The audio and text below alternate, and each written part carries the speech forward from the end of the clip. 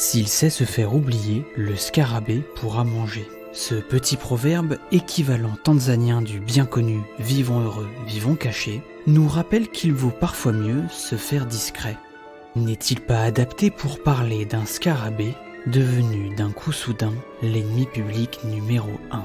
Bienvenue dans le podcast du réseau Fredon France, l'émission qui met en avant les organismes les plus embêtants. Fredonnons. Une salade qui pousse, je trouve ça merveilleux. Fredonnons la nature. Il y a partout les pucerons, j'ai des horreurs. Un podcast Fredon France. Dans cet épisode, nous allons parler du scarabée japonais, insecte ravageur dont on craint la venue prochaine en France. Pour cela, nous sommes accompagnés de Marie Lefebvre.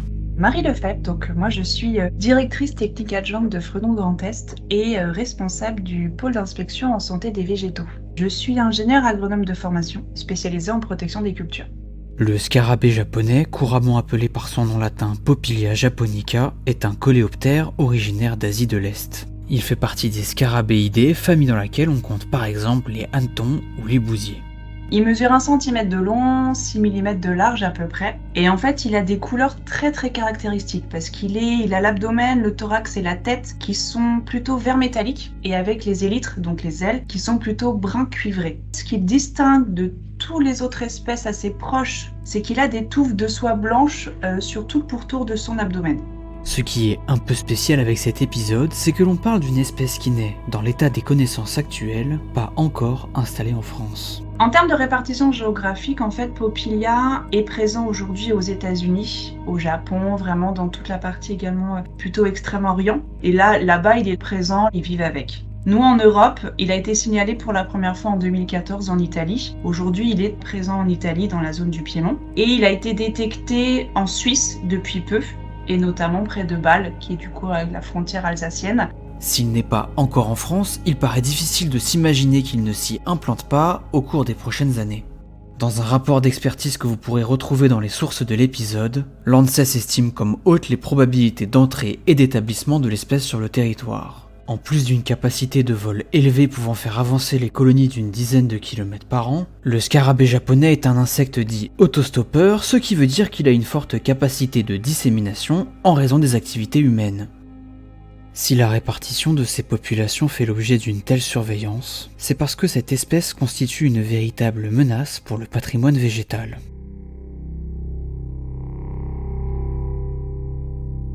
Popillia japonica, ce hanneton japonais, en fait, il a une capacité de dégâts très forte. Il a un potentiel de plantes hôtes très important, puisqu'il a plus de 300 plantes hôtes potentielles. On dit qu'il est très polyphage. Les larves, elles, vont provoquer des dégâts qu'on va pouvoir voir en sortie d'hiver. Donc elles vont ronger les racines, principalement de graminées, de gazons, de légumes. Toutes les plantes infestées vont se décolorer. Elles vont flétrir. Par exemple, sur du gazon, on va observer des touffes d'herbe qui vont jaunir de manière très forte jusqu'à un dépérissement total potentiel des plantes. L'adulte, lui, qui est plus facile à observer en termes de symptômes parce que les symptômes sont très caractéristiques, vont consommer le limbe des feuilles jusqu'à ne laisser qu'un squelette. Donc au final, nous, quand on va surveiller, on va observer des feuilles qui vont être mangées, qui ne ressemblent plus qu'à des feuilles en dentelle et qui vont forcément flétrir et puis tomber ou rester sur le rameau. Mais du coup, ça va provoquer à terme une perte de production, voire la mort des plantes. La grande diversité des végétaux qui l'attaquent ainsi que la teneur des dégâts qu'il provoque sur eux font du scarabée japonais un enjeu majeur. Elle a un impact potentiellement très fort dans la production agricole. Et c'est pour ça que Popillia japonica est classé au niveau européen en organisme quarantaine prioritaire. On a l'exemple des États-Unis et du Japon où le ravageur est fortement implanté. Là-bas, c'est un ravageur très fort des cultures fruitières, que ce soit tout ce qui est fruits, tout ce qui est vignes, légumes également. Un impact à la fois sur l'économie, sur les filières de production agricole, mais également sur la biodiversité et sur l'environnement. Cet impact sur le patrimoine végétal est en fait directement lié au cycle de vie de l'espèce.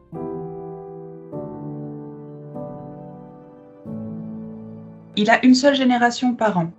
La larve va plutôt vivre dans les 10 premiers centimètres du sol, principalement dans des sols en prairie, dans des sols à graminées ou plutôt légumes en fait. Les larves, en sortie d'hiver, vont sortir de diapause et donc du coup vont commencer à reprendre un petit peu leur cycle biologique et puis vont se transformer en adultes qui vont sortir eux en fin de printemps, début de l'été. Ensuite, l'adulte, lui, va faire son cycle tout l'été. La femelle va pondre à nouveau dans le sol. Et puis, on aura de nouveau des larves à l'automne. Elles vont rentrer ensuite en phase hivernale en diapause jusqu'à la sortie d'hiver prochain.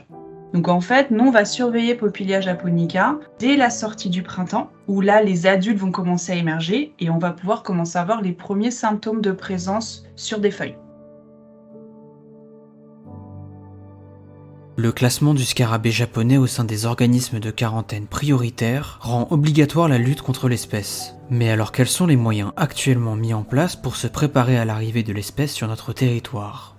En termes de moyens de lutte, aujourd'hui en France, Popillia est absent du territoire. La façon dont on va lutter contre son implantation va être la surveillance, pour prévenir en fait son arrivée et éradiquer dès qu'il arrive sur le territoire français. On surveille comment ? On va surveiller par des observations visuelles des cultures. Donc on a en fait toute une flotte entre guillemets de ce qu'on appelle des inspecteurs en santé des végétaux qui vont surveiller par des observations visuelles des plantes en parcelles. Donc ça peut être aussi bien en arboriculture, viticulture, en grande culture, mais aussi en environnement dans les parcs et jardins. Et on va vérifier en fait l'absence de ces symptômes de feuilles en dentelle qui pourraient émettre une suspicion de présence. En plus de cette surveillance visuelle-là, on va avoir du piégeage. On a tout un réseau de pièges à phéromones et attractifs. Et du coup, on va réussir à piéger, détecter une primo-arrivée de l'insecte sur le territoire.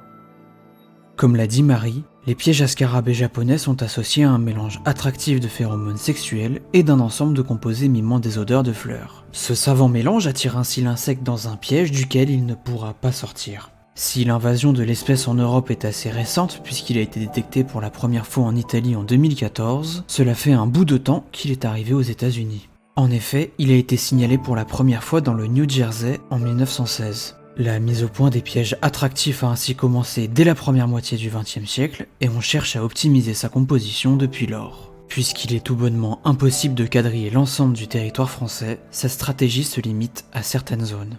Les pièges vont être disposés selon une analyse de risque en fonction des cultures présentes et du potentiel un petit peu d'attractivité, mais aussi des premières détections. Par exemple, on a parlé du cas de Bâle où un Popillia a été détecté en Suisse. Donc forcément, il va y avoir des pièges qui vont être mis à proximité de ce point de primo-détection pour voir s'il s'étend, si du coup il continue à envahir et s'il peut arriver en France par cette porte d'entrée-là.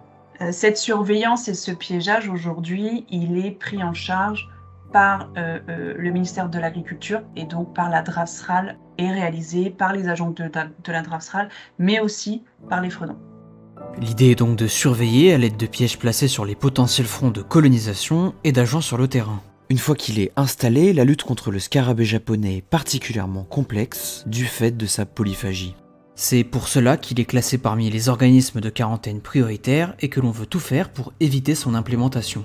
Plus vite il est repéré, plus vite on peut mettre en place des plans de gestion, d'où l'importance de communiquer sur le sujet. En cas de suspicion, c'est-à-dire que si dans vos parcs et jardins, si n'importe quel détenteur de végétaux avait une suspicion de la présence d'un Popillia japonica, il faut prévenir la fredonte de votre région ou la DRAFSRAL de votre région. La surveillance, c'est le moyen de lutte aujourd'hui numéro 1, elle est primordiale pour éviter son installation et maintenir son niveau de population sur le territoire en capacité d'être éradiqué. Il est temps de conclure cet épisode. Le scarabée japonais Popillia japonica est un coléoptère originaire d'Asie de l'Est qui s'est récemment implanté en Europe. On le reconnaît par le vert métallique de sa tête et de son corps, le brun cuivre de ses ailes et surtout par les touffes de soie blanche qu'il présente sur ses côtés. S'il n'a pas encore été détecté en France, il y a de fortes chances qu'il arrive et s'installe dans un futur proche en raison de sa grande capacité de dissémination. Il possède un large spectre de plantes hôtes, ce qui en fait une problématique agricole et environnementale. Il s'agit d'un véritable ravageur, susceptible de provoquer des dégâts majeurs et dont la gestion est très difficile une fois qu'il est durablement installé. C'est pour cela que le ministère chargé de l'agriculture, par le biais de ses DRAF et du réseau Fredon France, finance une surveillance étroite des zones à risque. Il est par ailleurs important que nous autres citoyens puissions nous emparer de la problématique et être vigilants. Plus vite on le reconnaît, plus vite les stratégies de gestion pourront être mises en place afin d'éviter qu'il s'installe durablement. Vous pouvez obtenir plus d'informations sur le scarabée japonais via le site internet de Fredon Grand Est, fredon.fr/Grand Est, ou sur le site internet de la plateforme ESV. Un grand merci à Marie Lefebvre pour le temps qu'elle nous a accordé, à l'équipe de Fredon France et au comité technique pour leur relecture. Vous pouvez retrouver l'ensemble des ressources bibliographiques et crédits musicaux dans la description de l'épisode, mais aussi des cartes, des graphiques et des photos de l'insecte sur le compte Twitter de l'émission @podcast-fredon.